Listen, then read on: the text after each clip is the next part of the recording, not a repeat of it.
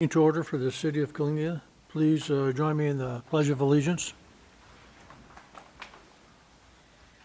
Ready, salute. I pledge allegiance to the flag of the United States of America and to the republic for which it stands, one nation, under God, indivisible, with liberty and justice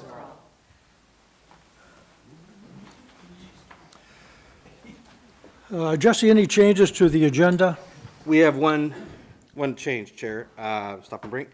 So just to explain everybody what happened last meeting, we did not have a meeting on the 28th of July. What happened was we didn't have a quorum. In other words, we only had 2 commissioners. So in effect, we had a discussion. And so that is the legal definition of what happened at the last meeting. So You had a what? what's that? You had a what? We had a discussion. A discussion. It wasn't Oh, illegal. we had a long discussion. It was a Okay. very long public discussion that the public was allowed to comment on. Mr. Tyrell was there, and he made some comments. I'm glad he's here today to echo those comments again. We're more than happy to hear the whole thing again, but unfortunately, we'll have to hear it all again. I understand. And no meeting happened on the 28th. It was just a discussion. All right. Thank you for clarifying that. No other changes to the agenda? No, sir. Okay. Roll call, please. Commissioner Yegan, Present. Commissioner Patriarca, Here. Commissioner Helmar, Here. Chairman Stoppenberg. Here. And Vice Chair Hill did send messages to myself and the city that he would not be here tonight, so we're just missing one commissioner. However, we do have a quorum, so we will be able to take some action tonight.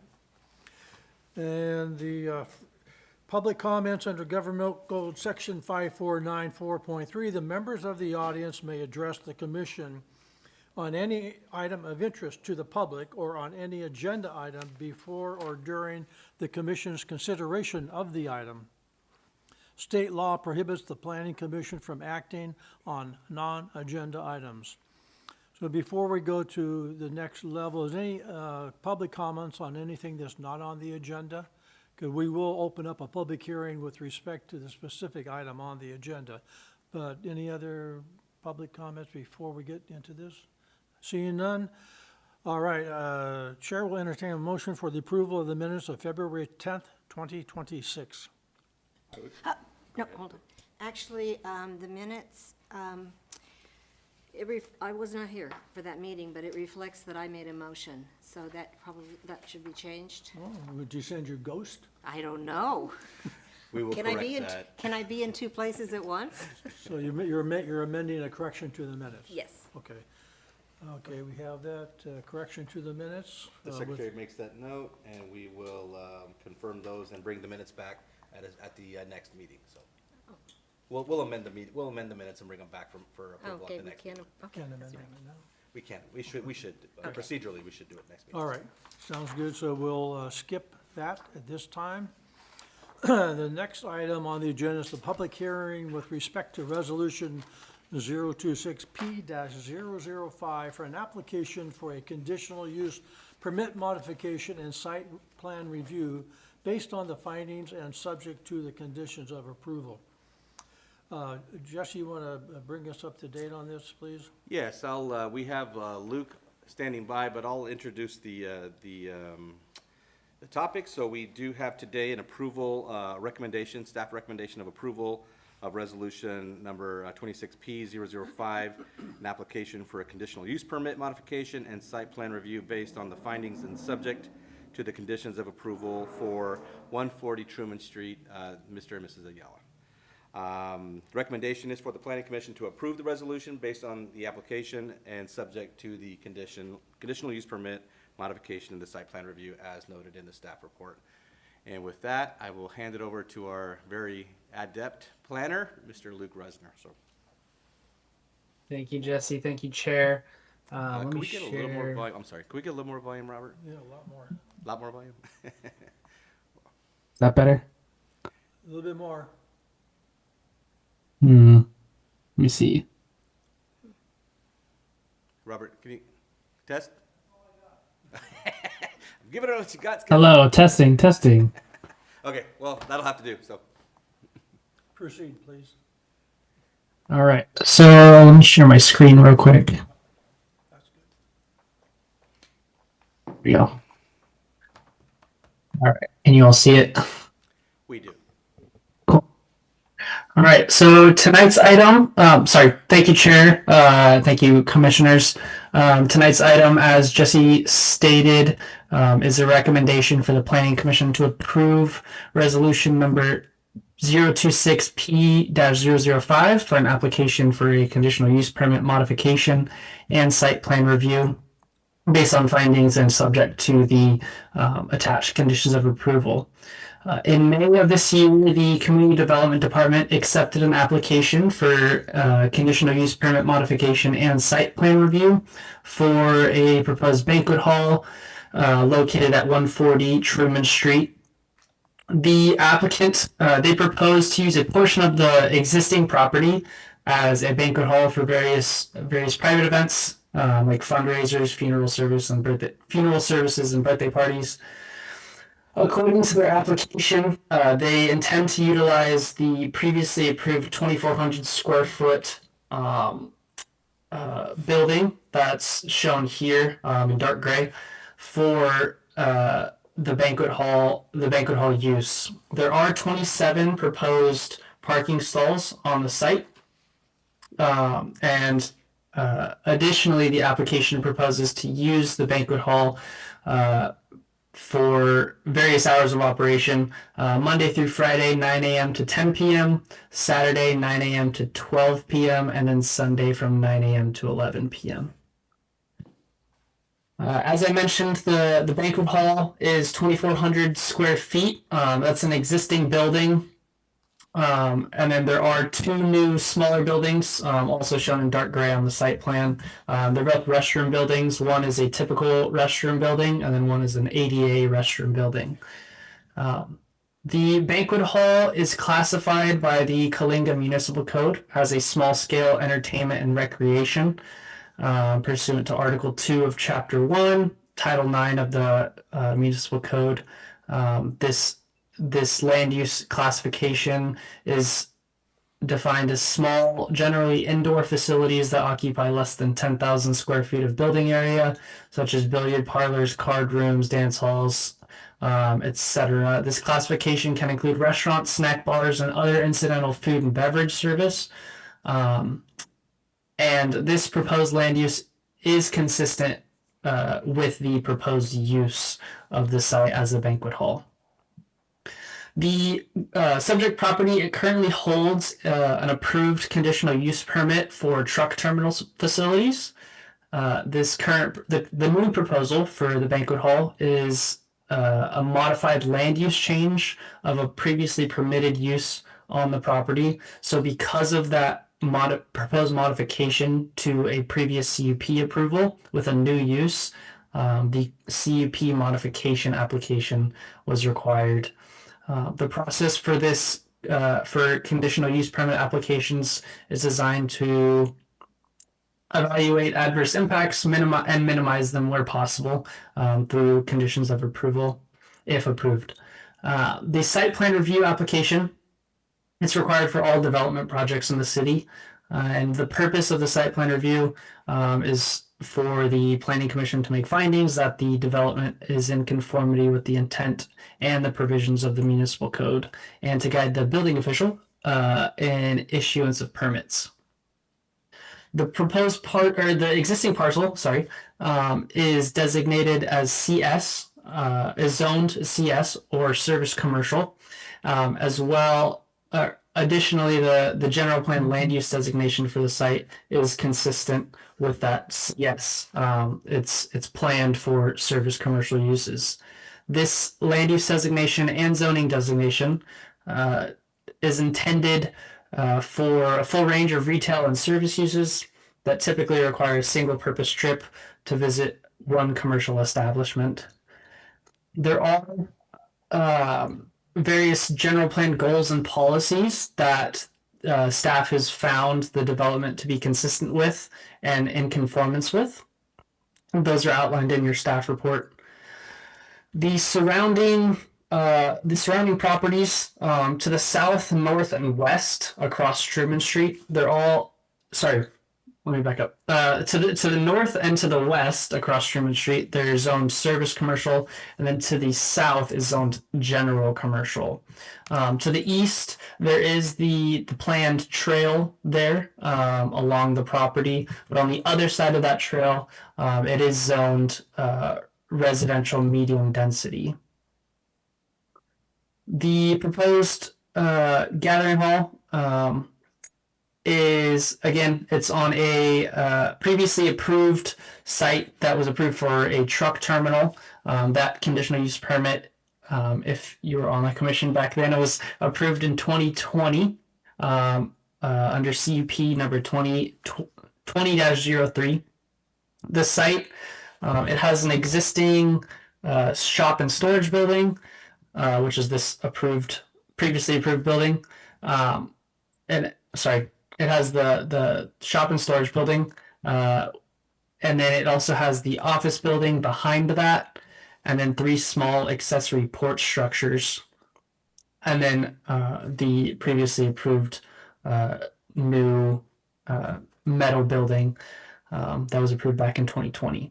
The metal building is proposed to be converted to the banquet hall. The site's partially improved with asphalt, while the remaining portion on the southern portion of the site is improved with compacted gravel where the semi trucks are regularly parked. The site's largely surrounded by chain link fencing with privacy slats, except the northern portion, which it does not have any privacy slats, but it still has that chain link fencing. Ingress and egress are proposed and existing off of Truman Street with a 35-foot wide drive approach and an electronic rolling gate. This allows queuing to be avoided on Truman as cars and trucks enter the property, because the property owner can leave it open or closed. There's currently landscaping along the project frontage, and the existing landscaping, it does satisfy the planning requirement for landscaped areas along project frontages. The site is currently connected to existing utilities. There are readily available points of connection in Truman Street for any necessary utility upgrades to the site. As I stated previously, there are 27 proposed parking stalls. Staff has determined that the requirement for parking is 1 foot for every 75 square feet of assembly area. So because of the 2,400 square feet of assembly area with the banquet hall, there are 32 required spaces. We do feel that there is enough room to add the 5 additional spaces, and the project has been conditioned as such. Pursuant to the code, the site is required to include a solid waste and recycling container enclosure. There's not a trash enclosure depicted on the site plan, but again, the project has been conditioned to revise the plan set and construct a new trash enclosure consistent with city standards. There wasn't a lighting plan submitted with this application. However, there was a lighting previously approved under the prior entitlements with the approved metal building to help with the truck terminal use. There's no signage proposed with this application. The application has been conditioned to if the applicant wants to install signage, to submit a typical sign plan review, which is approved at staff level. So that would, if approved tonight, that would not come back to the Planning Commission for approval unless appealed. The noise of the noise of the banquet hall, there are the code does require noise attenuation measures to reduce noise impacts to acceptable levels to the extent feasible. So the applicant submitted a noise assessment done by a third party, And that noise assessment evaluated noise impacts from the project site to the adjacent residential land uses to the east. That assessment evaluated the project for consistency with the general plan, specifically the noise element of the general plan, and it determined that impacts to adjacent properties are less than significant with respect to the noise level criteria identified by the general plan. Specifically, the general plan it dictates that there's an acceptable noise level of 59 decibels for residential properties, and this project would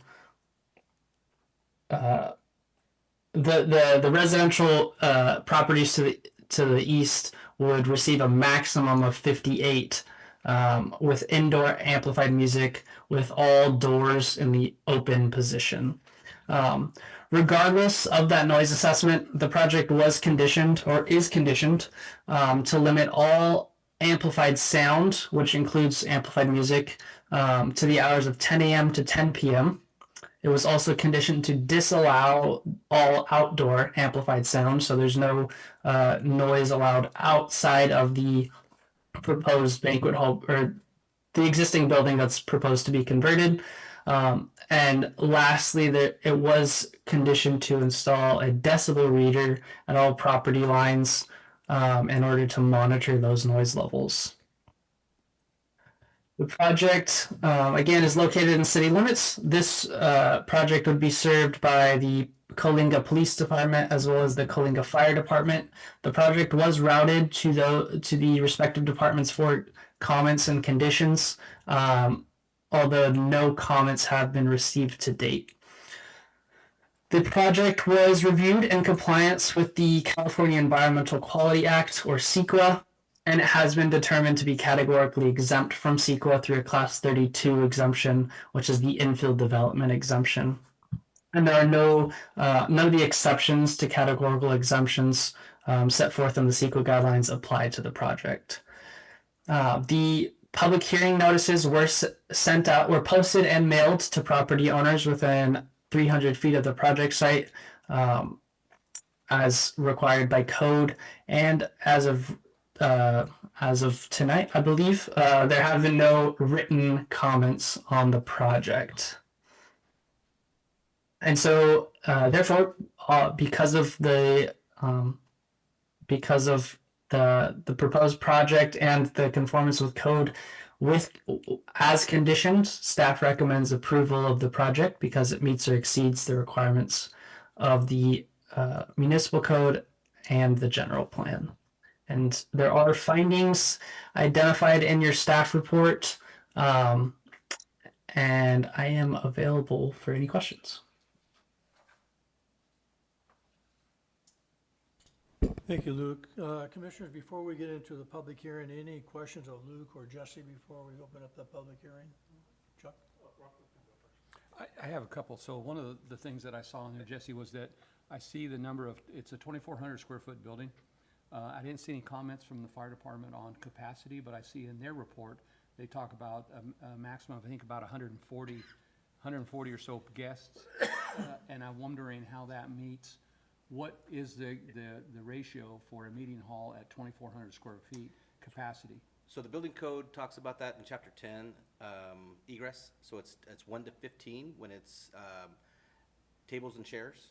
So the 1 to 15, if you can see the occupant load on that page, can you zoom in on that, Robert? So the occupant load factor is 15, and that makes the occupant load 160. Okay, and that's with tables and chairs? Yes, sir. Okay.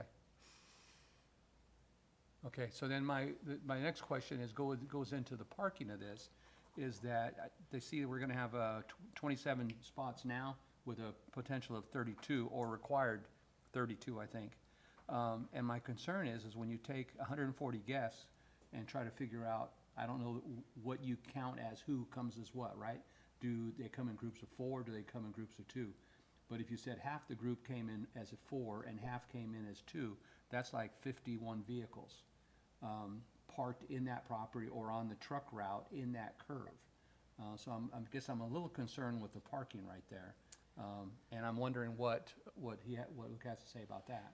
I'll let Luke answer that, but I Yeah. will say that we do have in the code, it does talk about 1 for every 75 square feet. So the ratios are different. So 32 required spaces, 32 provided. Just kind of speaking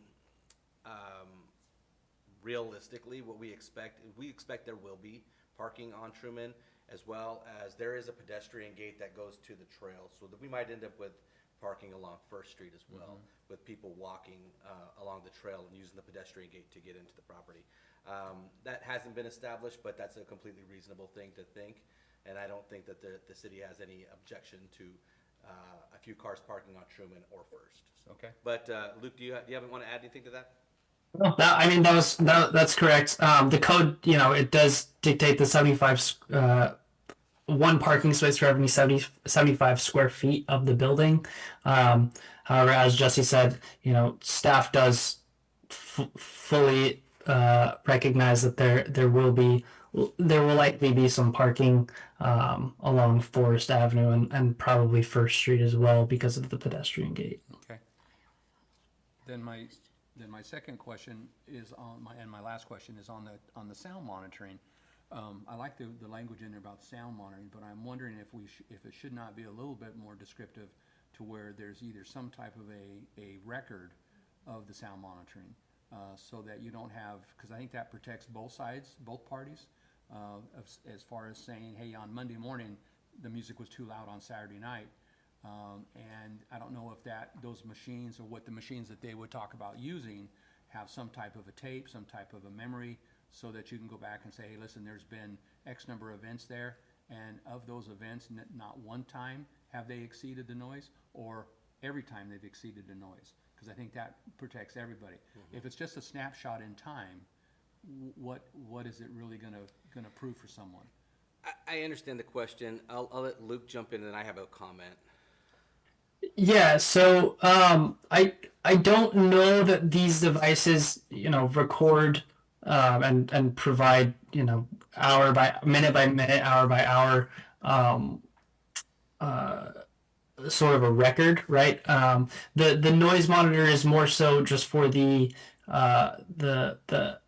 property owner to read, and if it gets above a certain level, which is that 59 decibel level, it's more so to correct the issue right then and there, rather than over time. And then the other thing is, there's city code enforcement. So any calls or complaints about noise on the property would be taken care of by code enforcement. The code enforcement can go out and cite the property owner. Not that anyone wants to do that, right? But that is an option. And the last sort of kicker to this is that because it's a conditional use permit modification, the city does have revocation powers to this project. So if if there's a frequent number of violations, noise violations, or any violations for that matter, the city does have the power to revoke the CUP. Sure. Okay. So my comment would be is that if I was a property owner, and for my protection, I would want a record so that I don't, if it does become an issue, I don't get brought down and said that, well, at the last minute they quieted down. I think it's just a protection on their side as well as ours. So that's, if it was my building, I don't know who's the applicant. If it was my building, I think I would look at something that would have a record for me. Sure. So that I could say, oh no, we never went above that. And no, we didn't turn it down when you came on the property. So that's just my take on that. Sure, and Mr. and Mrs. Ayala have been good partners through this, so I anticipate we'll have smooth sailing. And we do have the code enforcement process we can lean on if and when that becomes an issue. And I will say the director of community development does live at the end of that trail. Yeah. So Well, this is 300 feet away. This is the permanent record. So right. My question on the decibel issue, I'm glad you brought that up. Where do you measure that out? 10, 20, 30, 50, 100 feet out from the property, or how From do the you? property line. Yeah. From the property line? Okay, from that point forward, I know the police departments have these things that they can detect gunshots, right? Do they have similar technology that could be available for something like that? That's a different technology that uses triangulation to locate it. What this does is it measures the decibel level at the property line, so we can extrapolate, if it's 59 decibels at the property line, we can extrapolate that it's 49 decibels 150 feet away. Okay, Just sound Gotcha. travels that way, so. all right, any other questions? Of course I do. All right, Back, proceed. back to the parking. Nothing in here is, indicates how many handicap parking spots. Don't we usually, in the documentation, don't we usually specify how many of the parking spaces need to be ADA approved? So these plans are, for planning purposes, the building code talks about that. Chapter 11B talks about 1 to 25 parking spots requires 1, and 2 for this example, which is 25 to 50. So 2 will be required. Okay. Because I think normally we see that in the documentation that we review. How many? You probably do see more complete plans, so this, what you don't see here, well, what you can kind of see is that the accessible parking spot is slightly wider than the others. So that's Okay. the van accessible spot, and then the access aisle. So the spot immediately adjacent to the left of the access aisle will also be striped handicapped. Okay. Also on the noise,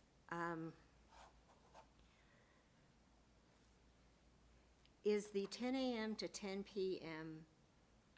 consistent with other venues in town that are, recreation halls or places where people can have parties and things like that? Is that consistent with, like, say, the Elks Club or the Women's Club? Yes, ma'am. That is, okay. What about the decibel monitor? Do we require other places to have that? It's a good question. I don't know if Luke, I don't know if you can touch that one. I don't think so.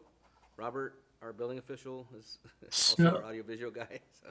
So if I can jump in, yeah. So I don't because those are existing buildings and were approved, a while ago. I don't know that we do require that, but because this is a new application, and it has to follow current.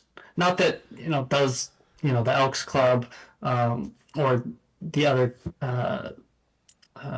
places that you mentioned, not that they don't have to follow code, but because it's a new application, the city sort of has some teeth into what we can require for to reduce noise impacts. And I don't know, without looking, I don't know that those other places are directly adjacent to residential uses. And so, I can hear we. the Elks Club from my house. Yeah, and I would think, Luke, that it would have something to do with the fact that this is a conditional use permit, and like he's saying, compared to the zoning, based on what the zoning is, where a conditional use permit is exactly that.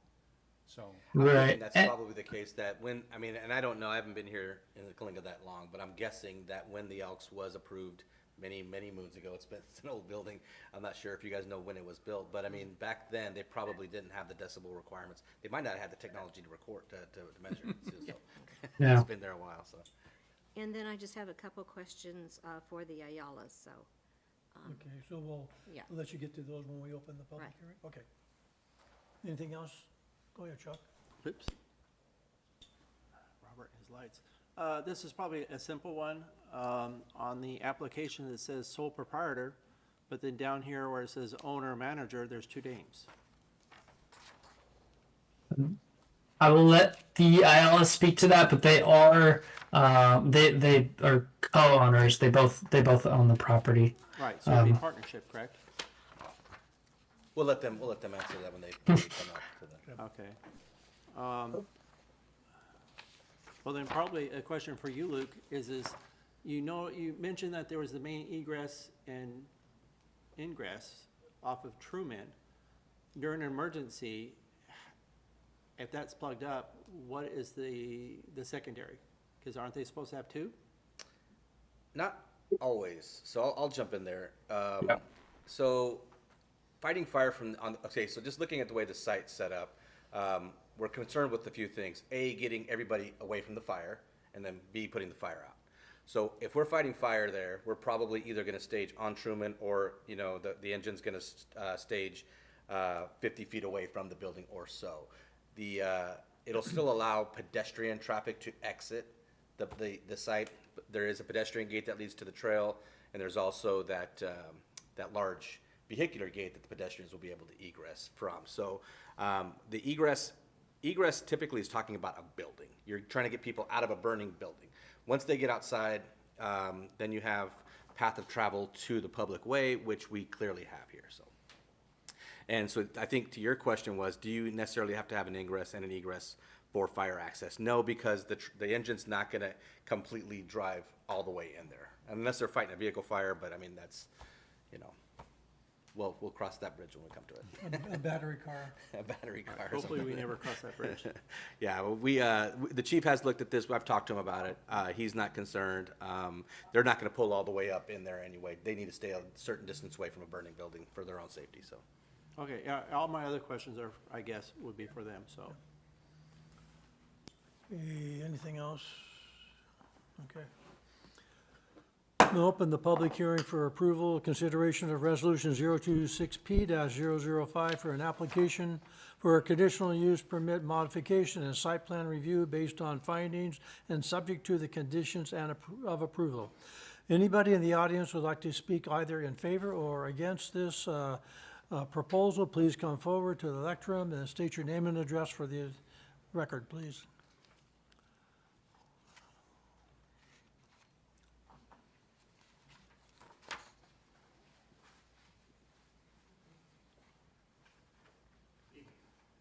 So, go through this whole thing. You know, once again, my name is Tyrell Davis. I'm a local here. I grew up here. I am the president of the Colima Withers football team. I'm vice president of the high school's quarterback club, which is a boosters program for the high school football. I'm also the treasurer for the Wrestling Foundation. I'm heavily involved in Colima youth baseball, Colima girls softball.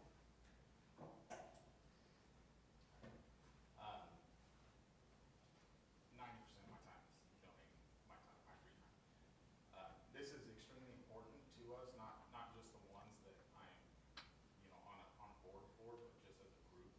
It's extremely important to us. I always have graciously said that this would be part of donating the facilities to nonprofits.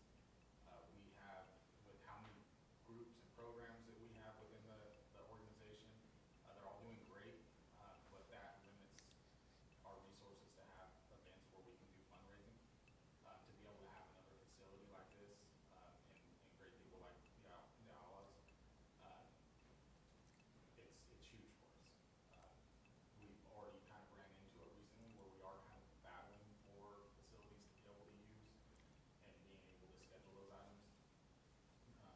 So this is going to be a big thing. And last time I also mentioned, it's also beneficial to me for my professional career, for what I do. We do a lot of trainings.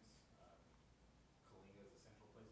We have the most employees, so we actually bring other areas as far as Arosi, Templeton. You know, we bring some people from Avenel. We bring them all here to do our trainings. So that's just another facility that we'd be able to access and be able to use. So I believe that's all I got.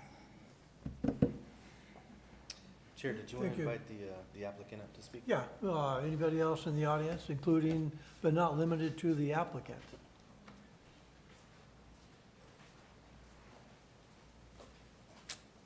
Good evening. My name is Elida Ayala. My husband was not able to be here, but I can answer the questions that you guys have. You had some questions for the applicant?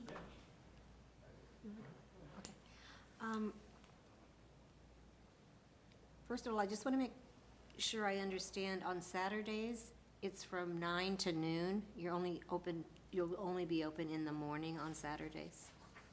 Oh, I think maybe that was a misunderstanding. We will open at 9 in the morning and we will close At midnight? Yes. Okay, So then in the documents, it needs to be changed to 12 a.m. Because 12 p.m. is noon, and there's 2 places where that's in there. You're right. Okay, We'll use military time next time, so we can. that's great. Also, it's not in any of those documents, but in the cover letter that you sent to the city, you indicated that you would not be charging for fundraisers or get-togethers after funerals. Yes. Okay. What if that changes? What if, the economics are such that you need to start charging something? Would that, since it's not part of any of the official documents, would they have to come back to the city if they wanted to start doing that? Charge a minimum to cover utilities or something? No, ma'am, I think that's something that they've decided to do out of the kindness of their hearts. If they decided not to do that out of the kindness of their hearts, the city has no Okay. position on that. Okay, I just wanted to make sure that, things needed to change. They wouldn't have to come back here. That's all the questions I have. Thank you. Thank you. Rocco or Chuck? I have none. Questions of the applicant? Just out of curiosity, will there still be truck parking there for your semis and stuff? Yes. Well, Yes. we intend to use to park our trucks in there as well. Okay, so what happens if there's something going on there and you need to pull out your trucks and trailers? And the Well- cars and stuff are in the way, how can that work where you can run 2 different businesses out the same gate at the same time? Well, our business runs Monday through Friday, and our trucks come back on Friday early time. So business for like gatherings usually are on the weekends, and we will try to arrange that there will be no trucks coming in during any type of business like that. Okay, just in case there's a funeral during the week and they want to have a celebration of life, it's kind of hard to have that celebration of life while trucks are Yeah. trying to come in and out. Well, I'm sure we can work something out, whether, so we accommodate. Since it's something that is free, we can accommodate both parties to be safe. Okay. Next question is there going to be any sort of events outside of the building while What this do is going on? I'm sorry, what do you mean by that? In other words, is there going to be people outside the building while the events are going on? Well, in my property, will Yeah. people that Well, no, walks out? in other words, if somebody's going to have a birthday party, will there be people outside of the building? Or is Well- it all going to be inside? I have no idea how people will behave like that, but we have, on the building outside, we do have an area where people can be outside the building, not just inside. Right, so if I'm not mistaken, isn't it after 10 o'clock, nothing outside? I don't believe there's a law you can't be outside after 10 o'clock. Because I know there's another business in town that, I know it's not the same business, but there's a fitness center on the edge of town that they can't have anybody outside after 10 o'clock because of noise in the houses. Now, those houses are closer, so maybe that's the difference. It's really a noise issue, so Right. if they were well-behaved, well-mannered guests, smoking a cigarette in the back of the property, under the decibel level, I don't know if the city would have any harm, or if the city would have any cause to be there. But I think just, generally, people's property's rights, we want to let them do what they want to do on their property to the greatest extent possible. There is a little portion of the, Robert, can we get that site plan again? There is a little portion of the property that's, or Luke, there's a little portion of the property behind the building that there's an accessible bathroom and another bathroom, and during the building process, we're going to go through this, we want to make sure we had the planning considerations complete, but there will be people back there and taking pictures and things like that. That's a pretty nice little area that's well manicured and a little landscape area. So realistically, I anticipate people will be back there. Okay, yeah. If the commission does choose to condition this permit, the commission does have the ability to condition that everybody shall be inside by 10 o'clock, if you so choose. And just real quick, if I may, I think the city code, it's for persons under the age of 18. between Sunday and Thursday cannot be outside after the hour of 10 p.m. Between 10 p.m. and 5 a.m. But Friday and Saturday, I don't believe there is a. Sorry, Friday and Saturday is after 11 p.m. But yeah, as Justin said, the commission does have the ability to add conditions to the project if they so choose. So Chuck, is your concern of them being outside because of the noise? The or- noise, yes. Okay. Right, but I like that little area out back, and like you said, if it's, to go back there and have a quick smoke or something and keep the noise to the minimum, I'm all for that. I like that. Well, I think And- excuse me, one thing that it does speak to is the fact that there can be no amplified DJ, that type of music outside the building. And I think really that covers That makes more the, sense. the noise. I mean, if you've got picture taking going on and you've got casual mingling going on, I think that's fine. And I think this music, live music, amplified music protects the neighborhood. And I think that's, to me, that's adequate. And if I may offer an opinion, which I'm not really supposed to do, but I'll just say this, I mean, this is a better option than somebody doing this in a residential neighborhood, which is what we'll do if we don't have somewhere to go. So we'll have these parties in, you know, on 4th Street, so. Yeah, there's been a few around my place that are a little noisy, but anyway. Anything else? Thank you. Thank you. Anybody else in the audience wish to come forward, please?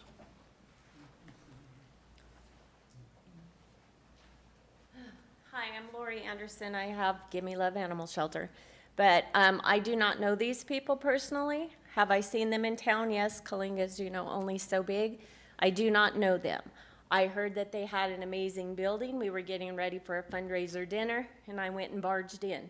They were doing a family event of some sort, and she said I was welcome to walk through and look at it. It's absolutely beautiful and amazing. I feel that our city has no venue like that. What we do have, trust me, I appreciate. We cherish our old organizations as the Elks and the Eagles, even the Rec. They've been great to Gimme Love.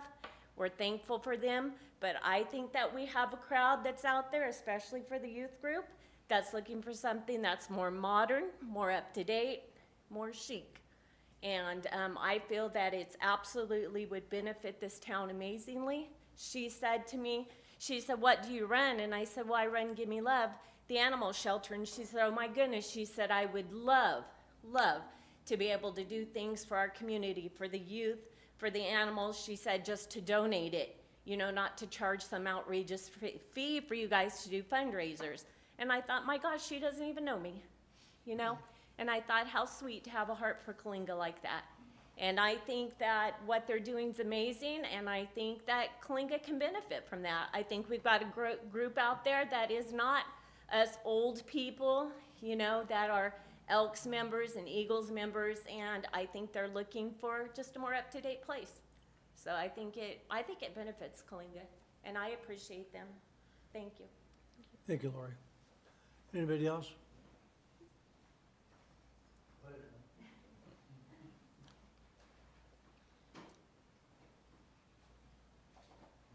Hi, my name is Renee Yamas.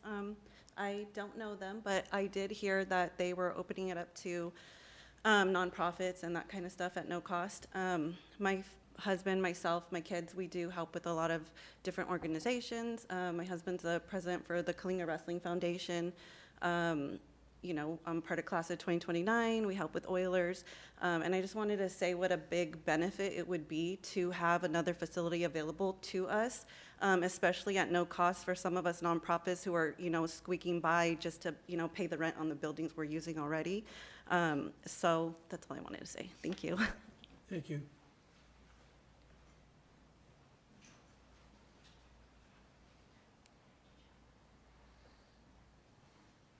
Hello, my name is Paul Higgs, and I was born and raised here in Kalinga.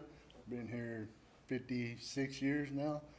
I am the lead singer of a local band called Fault Line, and we do all the downtown events. And I met the Ayalas here. Well, I worked with her son, very honest, hardworking people.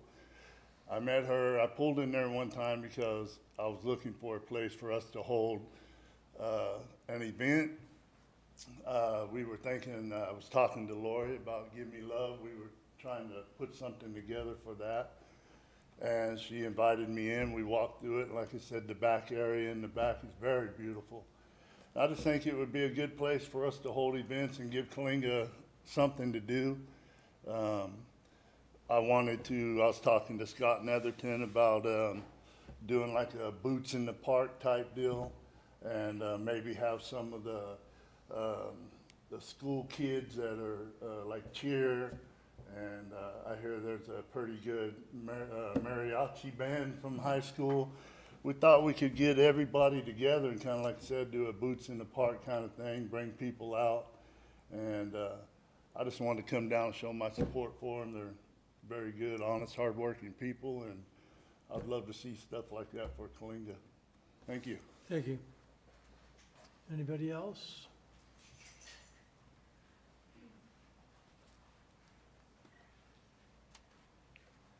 Hello.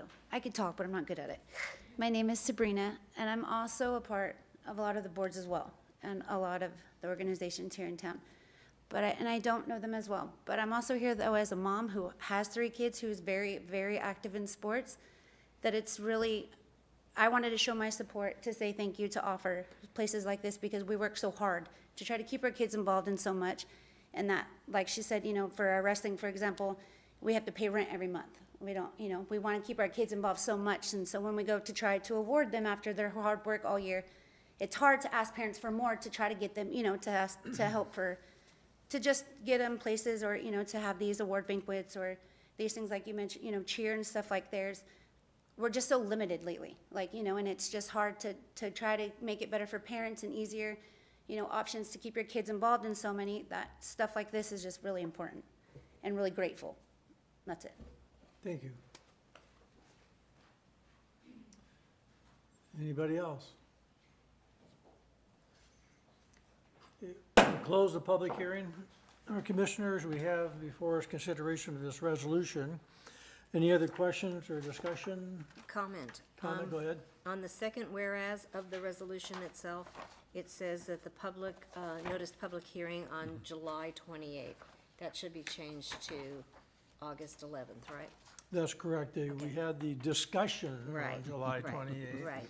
So with that changed, that's my only comment, if we change it to Okay. August 11th. We can do that right now, can't we? Yes. Yeah, good. Okay. All right, Chair's looking for a motion for consideration. So, Mr. Chairman, it'd be appropriate that we make a resolution to approve Resolution 026P-005 with the conditions for the conditional use permit on the new banquet and gathering hall at 140 Truman Street. Do we have a motion? We have a second? I second it. Have a second. Discussion. Roll call, please. Commissioner Patriarca? Aye? Commissioner Helmar? Aye. Commissioner Yegan? Aye. Chairman Stoppenberg? Aye. Motion carries.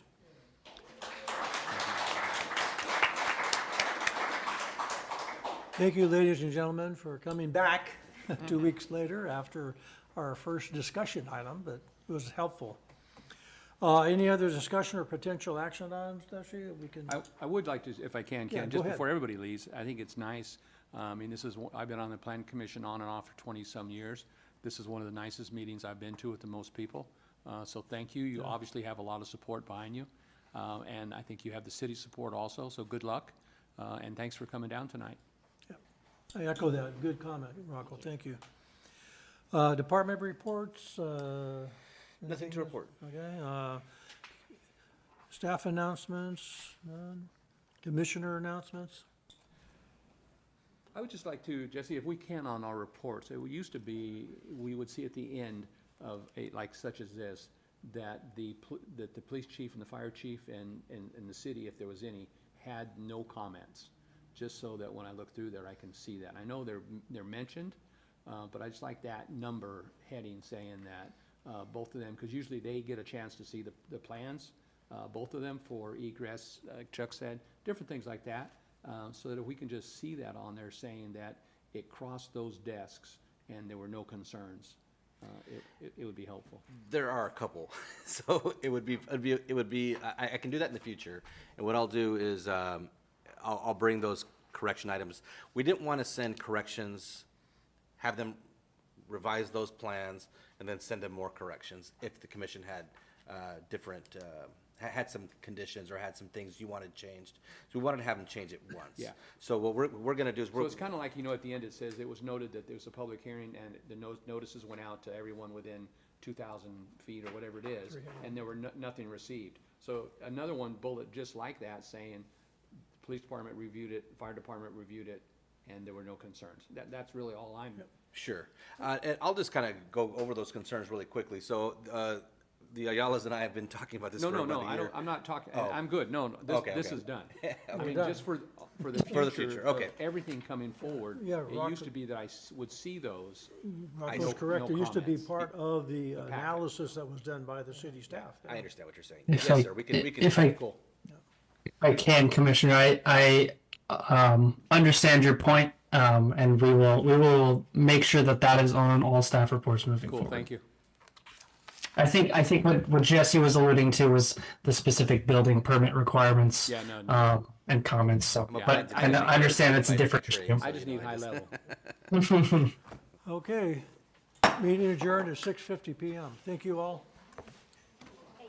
Yes, ma'am.